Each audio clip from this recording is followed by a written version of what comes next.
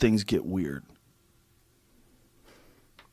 When did you realize, like at what point in time did you say, hey, this is not normal work? Like, this doesn't even seem like it's from this planet. The first inkling I had was when I came in. There's this facility that is at S4. It's in the side of a mountain. And normally we had pulled in with the bus and gone around the front through a normal double door. This time that I went in, there were hangar doors open. I went in through the hangar door, and in the hangar door was the disc, the flying saucer that I worked on. I saw it sitting there, and we walked by it. It had a little American flag stuck on the side, and I thought, oh, my God, this finally explains all the flying saucer stories. This is just an advanced fighter, and this is fucking hilarious. Right. So I went by, I slid my hand alongside it. I got reprimanded immediately for touching the thing.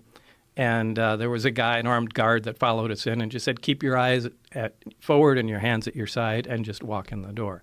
So that was the first time I had seen anything that was weird. It was sometime later that I was introduced to my my lab partner, Barry. And we had some of the subcomponents of the craft in the lab. And Barry was very anxious to get a new lab partner. So he was very talkative and couldn't wait to show me different things. And it was in the demonstration of the reactor working where it caught my attention to where this is technology that doesn't even exist. So, I mean, that was the first time I knew that this is really something different. What was it? What was it? What was it about this reactor that made you think that it didn't exist technologically? Well, it was I actually have to back up because there were some briefings that I read it before that certainly gave me the impression that this was going to be a weird job, but this was the first hands-on thing. This was a small reactor about the size of a hemisphere, about the size of a basketball, on a metal plate, and when it was running, it produced a gravitational field of its own. Now, this is something that we can't do. We can't produce any gravity. The only way we get gravity is from large quantities of mass. But there's no machine we can have that turns on that makes gravity. Like, you can turn on an electromagnet and it makes a magnetic field. We can't make a gravitational field. Anyway, this device was producing that. And Barry said, almost like he was bragging, go ahead, try and touch the sphere. And I couldn't. It pushed my hands away, just like two like poles of a magnet. So that was... so like when you take two magnets and you try to press them together and they push against each other? Yeah, that kind of cushion feeling, but you can't get them together. The closer you put them, the more they push. But and you felt that physically with my hand? Yeah, now there's nothing that does that. And that immediately caught my attention, going, wow, this is something else. How did they turn it on? The reactor? Yeah. The reactor can be turned on or turned off in a lot of different ways. The way Barry showed me it, the hemisphere is removed. There's a small tower in the middle. When you put the hemisphere on, the reactor activates. The reactor shuts down. It's load sensing. So if there's no load on the reactor at all, it shuts down. When there's a load present on it, it starts up again. Load meaning? You can consider it an electrical load. So although it doesn't necessarily operate electrically, there's no wiring that connects any of the subcomponents together whatsoever. They just have to be in the immediate vicinity. I think this is a problem that they've had for a long time. And, I was replacing somebody that Barry worked with prior to me. And I think there was some horrific accident that I didn't have a whole lot of information on, but, Barry alluded to that. A horrific accident, like where someone died, or? Yeah, where somebody died. Because they were trying to tamper with things or figure out how something worked? Yeah, the reactor in particular. But yet he let you touch it. Yeah, I think what they were trying to do was cut into one. Oh, now, Jesus. they had more than one there, and that was supposedly there was an unannounced nuclear test, and that's what it was. At the time, remember, they were still doing underground nuclear tests at the test site. But from what I understand, according to Barry, there was an attempt made. Now, this must have been a pretty desperate attempt because it's not a very scientific process to cut, analyze something that way. But it looked like they used a plasma cutter or something like that to cut into an operating reactor. How many of these things did they have? They had nine craft altogether. I only got hands-on with one of them, so I can't really say what how the others operated. Did you see the other ones? Yeah. At one time, and only one time, the bay doors that between the hangars were all open, and I could see all the way through. And were they all exactly the same? No, they were all different. Different shapes? Yeah.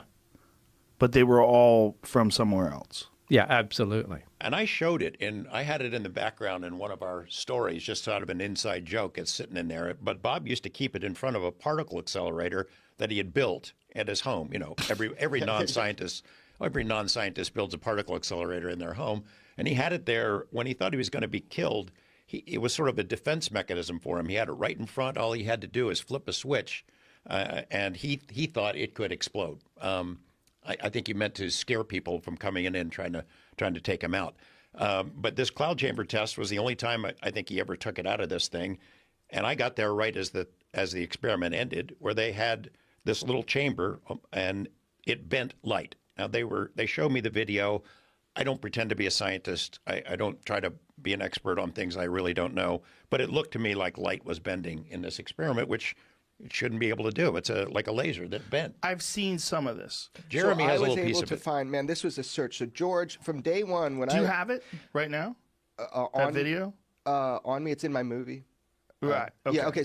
But basically, what happened is, it's so annoying. I'm like, you guys have footage of this, because Bob never filmed this to put out to the public. It was to show his friends, like taking them to the test site, show them the saucers. It was so his friends didn't think he was fucking crazy. So they film it, and lo and behold, they give it to George. It's in a brown case. It's somewhere in his archives. I've sorted through his whole damn house, man. I can't find this tape. So then I asked Bob, is there anywhere this could be anywhere else? This is important footage, Bob. And I find it sandwiched between two Golden Girls episodes on some tape he kind of recorded over. So I got out to the public, 17 or 30 seconds of this cool down phase of the test. Is that online anywhere? It's in my film. I can put it online. Right, but is it online? Has anybody taken that? I got it. I found it in these old tapes. They couldn't right, but find. You know how people take little things from movies and sometimes Oh, put them online. maybe somebody has. Could but be. I'll post it, man. It's Okay. cool. It's cool. It doesn't. But Bob says he's so unimpressed with everything. He's like, Jeremy, that doesn't show the cool part of the test. It's just the cool down period. And I'm like, well, it shows that you filmed this with your friends back then, and that at least you believed you had 115. So what I have in the film, it's not definitive proof, but it shows that they weren't lying, that they filmed it. George was there. Bob would just assume that goes away, that people not talk about it. Is this it? Yeah, Yeah, that's it. That's it. Jamie's the best. Jamie. Wow. So what's happening here? Explain. This looks like he's growing a plant or some shit. What is Right. this? So this is why Bob was so unimpressed with what I found sandwiched in his personal home videos. That's the disc. That's the top of the disc with a cross on top. Yeah. So he was trying to show his friends, like today, if you had a laser pointer. So here's the the cloud. cloud. You could look at it over there, Jeremy, if you don't want to turn around. Oh, got it. So if Bob had a laser pointer back then with the principles of the 115, which he did get out, and he does where's not. the 115 in this image? Inside of that disc. the clamshell, inside of the puck. So that's that surface. We're looking at the surface Yeah, of this clamshell. that's the top of this thing. Okay. Yeah, and so he'd have it in there. Now the whole sensitivity for him is there's real world implications. If he's telling the truth to us about it, I don't understand what I just saw though. I didn't see anything. You Go didn't back see to it that. bend. You don't see it. Replay that again, It's Jan? the only piece of the tape that still exists, but it's not the Yeah. key part of the. all it shows, Joe, is that they filmed a home experiment back then. He demonstrated for his friends how light was bent by the material itself. I understand that, but I'm not seeing that. You're here. not seeing So it. this This is is not- the only piece of the tape that still exists, but it's not this central Oh, piece. was this in the film? Yeah, it was briefly. I didn't highlight it because it was like I But didn't. I'm not seeing anything in this. This is what's confusing to me. This seems like nothing. Like nothing's going on at all. Right. That's the point. Is that he has a long version. George, blame him. Yeah, man. it's my fault. No, but I understand. But why is this in the film then if nothing's happening? It was a splash over when he was talking about 115. He doesn't like talking about how he got it out, but it was like a Easter egg. Jeremy wanted to demonstrate that it had been the recording did exist at one point, but that's the only piece that's left of it. I'm the guy who got the tape. So you got a full tape, I but got you the just full don't know tape. where it is. I have no idea. Is it in your house somewhere? I doubt it. I mean, Where- I've looked. He's looked. I've looked. Where could it be? Dude, you should see his house. Yeah. Joe, I looked for years, man. I went through, made him take and digitize all these tapes. I took hundreds of tapes and digitized them, looking for this little 2 minutes. That seems like a big deal, though. Yeah, it's a really how big could deal. You lose that? I mean, I've got thousands of tapes from that era, and I have saved them all, and I've moved them around, and then I'd use them in different productions. I can't find it. I know that is very unsatisfactory for people, and I've been accused of making it up or It's lying actually or hiding very it. appropriate considering the history of this stuff. Yes. It's kind of funny. Frustrating as fuck, man. Of course, but kind of funny. The aftermath of Bob coming forward, of course, it messed with his life in a big way, and he was not all that much of he was sort of a semi-recluse anyway. But the stuff that goes on here, even 31 years later, you know what it's like. These fanboys. He's got people that got the Bob Lazar disease really bad, and they still deal with him. They spend their days now, all these years later, focusing on Bob. 2 weeks ago, somebody put something on Twitter. It was an interview. These guys had gone to New Mexico to find people that had worked with Lazar a long time ago, and then tried to dig up dirt. Hey, do you remember working with Bob, or you knew him back then? Yeah. Did he have teenagers working for him at his photo shop? Yeah. You ever seen anything weird with him and little girls? No, the guy says. And then the interviewer says, well, we heard that he tried to solicit a 14-year-old girl to work at a brothel. And then they put this, the guy says, I don't know anything about that. They put this on Twitter with the headline, Bob Lazar solicited 14-year-old girl to go into prostitution. So who's doing this? Just some online trolls? People who've got it bad. And there's so many of them that every day they post something about Bob Lazar. It's Really? every day. Oh, my God, dude. Well, I think UFOs attract a certain percentage of schizophrenics. Totally. But Yeah. this is like so horrible, the way that his story, I mean, I've never seen it like this. I get it. Because I did a film on Bob, I get death threats because of Bob. That's his life every day. You know, I had a military guy who I had asked years ago about disinformation. You know, do you guys have to seed disinformation out there to discredit the UFO story? He said, we don't have to plant anything. The UFO people do it all to themselves. I mean, they're nuts. Yeah. I got a PhD in ufology, in essence, by working on that story and then subsequent stories, because the public had reacted in such a way. All right, I'm going to stick with it. But what you run into in the topic, it's no wonder that you've gone back and forth on it. So have I. Yeah. Questioning whether, is this a good use of my time? Because there's so many of them that are absolutely nuts and psychopaths, and they make stuff up and They also make a living doing it. Like Some of them. Jamie and I were watching Ancient Aliens the other day, and we were laughing. We're like, what are the qualifications of being a UFO researcher? Like, you don't have to have a degree. You have to be a bullshit artist who's willing to get on the History Channel and talk about UFOs. Like, literally, you just have to know a few facts that you could spit out. And some guys were clearly reading off of a script. I'm like, this has got to be the lowest bar for, like, in terms of, like, what does your son do? Oh, he's a scientific expert on the History Channel. Amazing.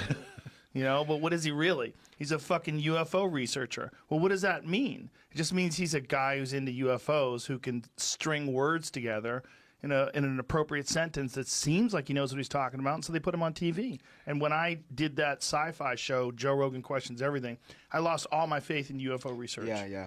And I brought it back because of your documentary is what brought it, and Dave Foley, because talking to Dave. Fucking love Dave. I love Dave. Yeah. But he's so into it, man. I'm like, really? He's like, you got to look into this. You got to look into that. You know, he's telling all these things. I'm like, all right, one more time. Here we go. And then when I watched your documentary, I was like, holy shit. I'm then so it really glad. rekindled my thoughts about Bob Lazar because I remember being really interested in it in the 90s. The topic itself discourages serious inquiry by journalists, by scientists, because you have to wade through so much crap. You know, 95% of it is total crap. Or Right. it is honest misidentifications of prosaic objects. But that 5%, it's really interesting. And it's why the government is now, looking into it once again. Yeah, it is really weird to see the government looking into it openly. That's what's strange. Like the fact that they're like the younger version of me would be like bracing myself for contact. I'd be like, it's coming. If they're talking to us about it now, because my thought was always like, they probably, if UFOs are real and aliens exist, they have it in contact, they probably don't think we can handle it. So they probably want to keep us as calm as possible and just dismiss everything and go back to work, go back to sleep, Do what you got to do. Don't pay attention to this. This is all nonsense, and that's what most people do. But when the government is actually openly discussing the fact that they not only have been studying this, but they have some video footage of some things they cannot explain, and they're saying this just out in public in legitimate, recognized publications, newspapers, television shows. It's weird to see. Very weird for me. Now it's 33 years that I've been chasing this, and I don't want to talk about me, but I mean I become the UFO reporter, whether I like it or not. I'm not the UFO reporter. I'm a reporter who's interested in that. The UFO stories I've done and all that time, it's been a lot, but as a percentage of all the reports that I do, it's small. Right. I'm a news guy. I chase bad guys mostly for the I-Team, but those UFO stories have gone all over the world. The UFO field is so polluted with liars and exaggerators and fast buck artists and people who appropriate the story for their own political agendas, to make money, to get attention. It takes 90% of your energy just to wade through the crap and get to the hard facts, and there aren't that many of them, and to figure out who's telling the truth, who's reliable, who's honestly trying to pursue the story and get to the truth. It's a task that is difficult, and I don't blame other journalists for not giving it a fair shake, because it's not something you could do in a week. I remember saying to myself, this is how cocky I was in the beginning, is, I'm reading these UFO books, and boy, this field is a mess. But there is some good information in here. Give me 6 months and I'll have this figured out. Well, there's 33 years later. I know less than I did now. I know I have a lot more facts in my head, but all the big questions, we don't have answers to them. I don't think anybody does. Who they are, where they're from, why they're here, what their interest is in us, what the long-term agenda is. We don't know that, and I don't think anybody does. I've gone pretty far high up the food chain. As a career journalist, what did it feel like to you when you started seeing the government actually coming out and saying, we are trying to investigate these reports, we know that there is something to them, these are real claims by real pilots, real scientists have reviewed these things, and they find them troubling? It's a mix. The most immediate reaction is astonishment, because of all the years I'm chasing this. Everywhere you go, you run into brick walls when dealing with the government. That's really what got my attention and where I wanted to focus, because I can't go out and wait for UFOs to show up, although I've done that. But I wanted to follow the paper trail. The government has this whole big, long history of documents that they exchanged, reports, memos, incident reports about UFOs before the Freedom of Information Act became the law of the land. And they're very candid with each other. They're not that way anymore. They hide stuff. But back in those days, they were candid that this is from somewhere else. This is real. It's not fictitious. We need to look into this. We got to make sure it's not Russians or Chinese. And we have to figure out who's got this technology, because we don't. It's not ours. And then, of course, when Freedom of Information Act became the law of the land, all these agencies that had lied about it, nope, we don't have any UFO reports, have to cough up thousands and thousands of pages. They have absolutely stonewalled this and lied to the public for a long time. So to finally see them admit, yes, we're taking it seriously, which I have known all along. Of course they have to study this. Unknown craft float over our nuclear missile bases, disarm the missiles. We have fighter jets go after them. They leave them in the dust. They can fly circles around our best technology. They mess with nuclear power plants, nuclear weapons, nuclear facilities like Los Alamos.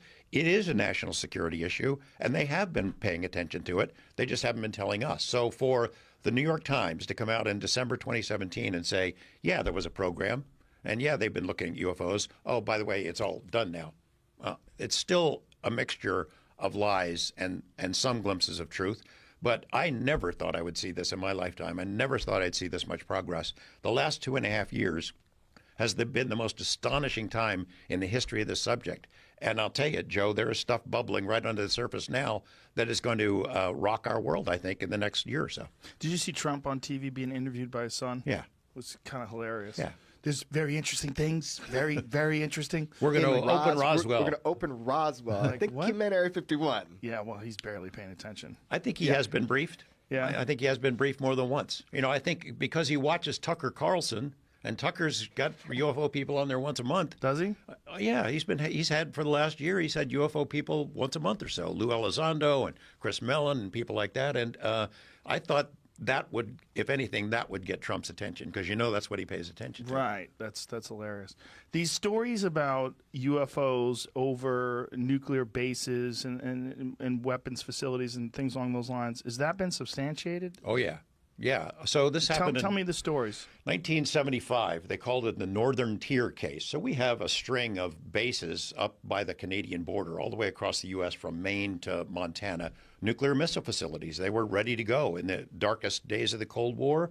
Those missiles, ICBMs, are ready to go, aimed at Moscow and other places. And in 1975, 74 and 75, one after another, these bases were visited.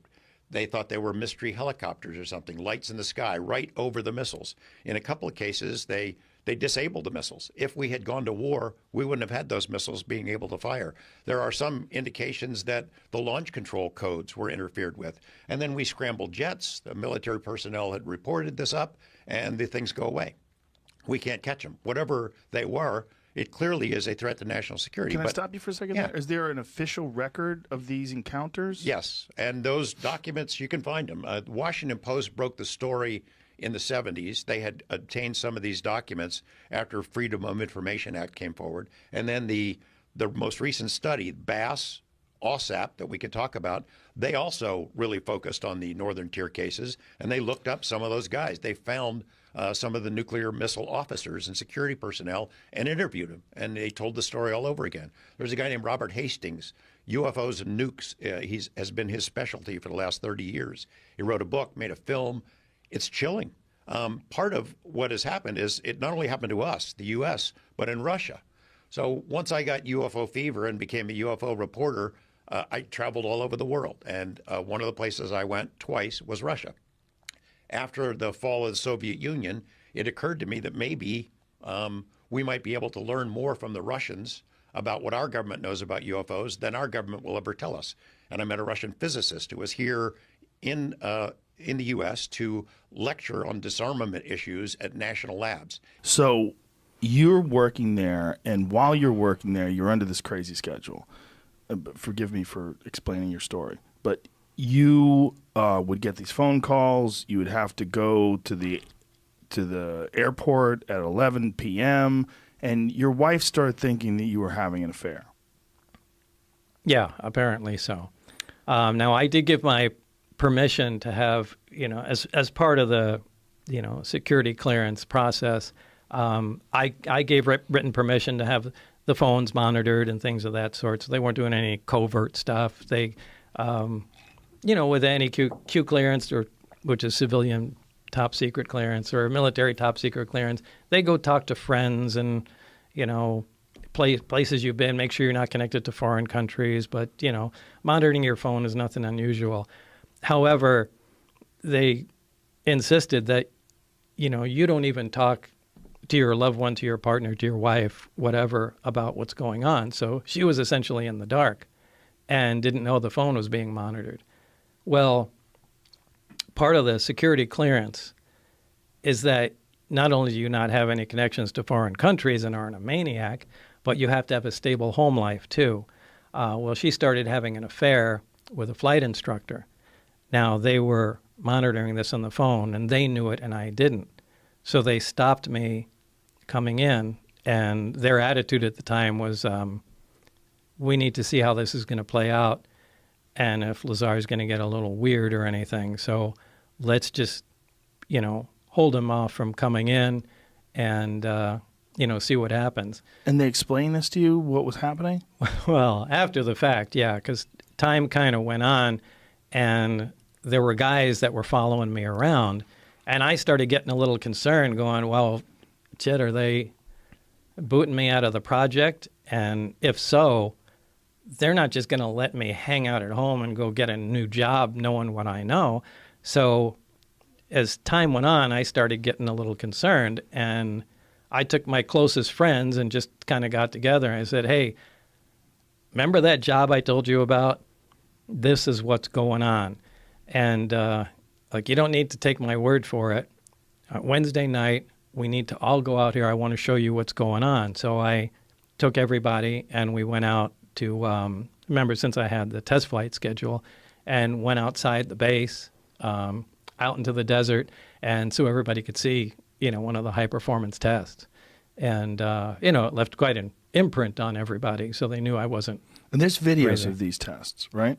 Yeah, but remember, this is it's in the dark in the 80s with a big monster-sized camcorder, and you got, a bright light jumping around. But, yeah, I mean, we did video of it, but there's no, by today's standards, it's. But is your video specifically available, the video that you took? Yeah, well, George Knapp has it. Is it online? I give it down. Do you know? I have no idea. Jeremy? Yeah, I show clips of it in my film. It's online, and someone did a deep analysis of it. It was interesting to take a look at how. Pull this microphone up to your face. Keep it about a fist from your face. All right. To see how his video looks now, but as far as video evidence, I mean, we are talking 80s camcorders. The most important thing is the human story here. Everybody that he took up there on 3 separate occasions, they don't all like each other. They don't all talk. They all agree on one thing. They saw something that night at the exact point in time and space that Bob Lazar said. And remember, this is 17 miles south of Area 51. No one even knew really about Area 51. We're talking Papoose Lake, and they all agree. They saw something that night they had never seen before, and they've never seen since, right when he said it. So that's one of like the 6 things where I'm like, how did he know? You can dismiss him. I tried to dismiss it. But some things we can't get around, and there's about 5 or 6 of them. How did he know about those? If Jamie wants to find that video right now, what would he look under?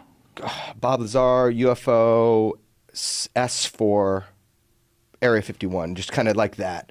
So it's like the S4 UFO video, Bob Lazar, and a guy does an analysis, but you're analyzing these 80s videos. Right. He from the very beginning, Bob never said, I have proof of my story and I'm going to tell the world. He said at the very beginning, I cannot prove my story. That's not why I'm telling this. George Knapp convinced him to tell people, and he lived through it, and I didn't believe it either until I talked with George. Okay, so you film this test flight, one test flight, and then you get caught. Actually, it was, I think, the 3rd time, because we went out there the first time. Everybody saw it. Everybody was amazed because it did some radical maneuvers, and everybody had a lot to say about it. Maneuvers that I've seen the video. It doesn't. I don't think there's something we have now that does that. No, in terms of like a human piloted craft. I mean, I don't know, obviously, with the government. No, it's impossible. Nothing can move like that. And remember, we didn't start filming from the very beginning. We were waiting for something, to happen. The craft took off and then came flying at us, stopped, turned at a right angle, flew back, and then, after it did some, amazing stuff, we like, to get the camera, and then we started filming. So it doesn't have all of it on there; it just has some. The way I describe it to my friends, and they said, "What does this look like?" I said, "Take a laser pointer, and then have a wall, and then move it around the wall." Like, how it moves around the wall? It doesn't seem like it has anything to do with inertia or physics, or it's not impeded in any way by the atmosphere. Yeah. That's what it looked like. You're essentially separated from reality, as crazy as that sounds, with being encased its own gravitational envelope. Inertia is not going to affect it. And, this is how some of those recent sightings with Commander David Fravor, I'm sure you've heard of the Tic Tac UFO. I mean, he describes exactly, the thing operates exactly the way I was describing. That's why he was interested to talk to me. But we saw this, and, on the way home, it's like, hey, we got away with it. We should try it again the next test flight day. So this became a thing to do. And I think it was on the 3rd time that we got caught. I mean, we started becoming a little careless. I think we took a motorhome out there. And, I mean, it was like the stupidest thing you could possibly imagine. Started tailgating. Yeah, it was ridiculous. And again, you're in your 20s. Yeah. And, what was funny was we went out there, and my friend Gene Huff and I were leaning on the front of a vehicle. And just for some reason, we just started talking shit. Like, well, I hope they realize that, I don't remember what we were saying, but, that it's something about attacking the base or something along those lines and stealing the craft or something like that. Something crazy. And then about 20 feet in front of us, we see a little green light fall on the ground and roll to us. And unbeknownst to us, now it's pitch black. You can't see your hand in front of your face. There were a bunch of guards standing right out there, and they had a night vision scope where they were like from here to the wall looking at us, listening to us. And the guy dropped it, and the scope rolled over to us, and you could see the green screen. We turned the lights on, and all these guys are there. So it was... Whoa. Yeah. So we did incredibly stupid stuff and got caught, as we should have. So when they catch you and they bring you in, then what happens? Well, I went in for debriefing. The following day, I went to Indian Springs Air Force Base, which is kind of a defunct base that they used to use at the nuclear test site. And this is when they brought out the transcript of the phone call with my wife. And, they sat me down and we said, when we meant to keep the secret, we meant you can't tell your friends, right? And it just being sarcastic and trying to. Mm-hmm. And then they got real serious. But this is where they, took the transcript out and were reading me what my wife and, our friend were talking about. And I don't know, it was a hard time. So what happens from there? What do they do with you? Why don't they arrest you? I don't know. I don't know why. I'm not sure exactly they knew what to do, but they did let me go that night, and I went home.